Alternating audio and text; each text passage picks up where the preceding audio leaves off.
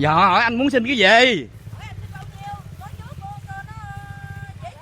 Không phải hỏi anh xin cái gì? Cho cái gì xin cái nấy.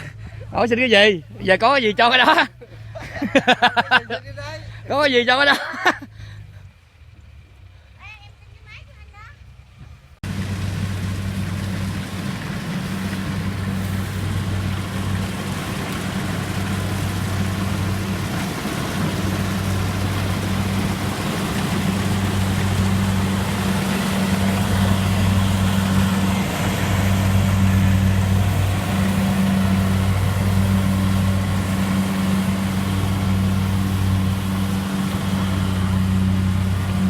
Trời máy kìa.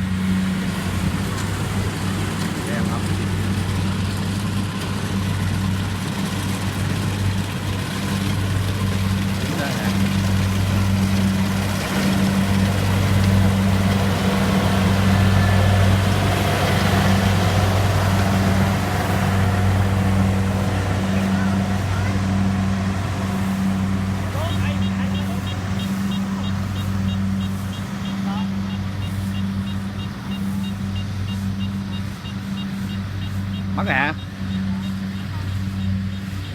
Rồi.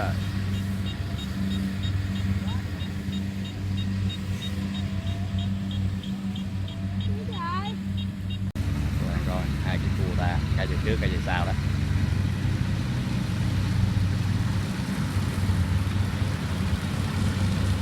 Cua vào đi rút về trước.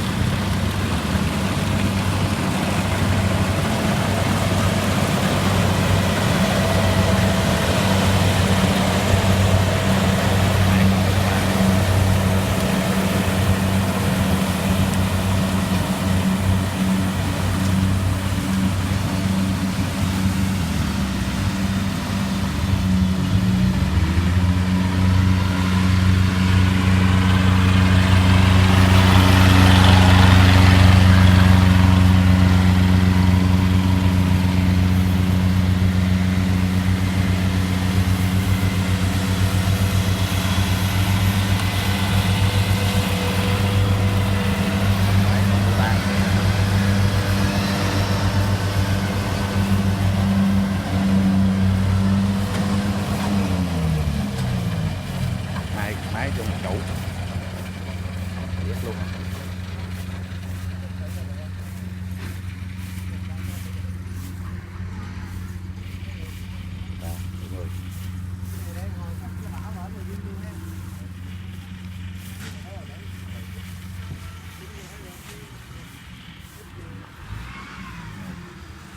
Quay là có đưa lên không Tàu?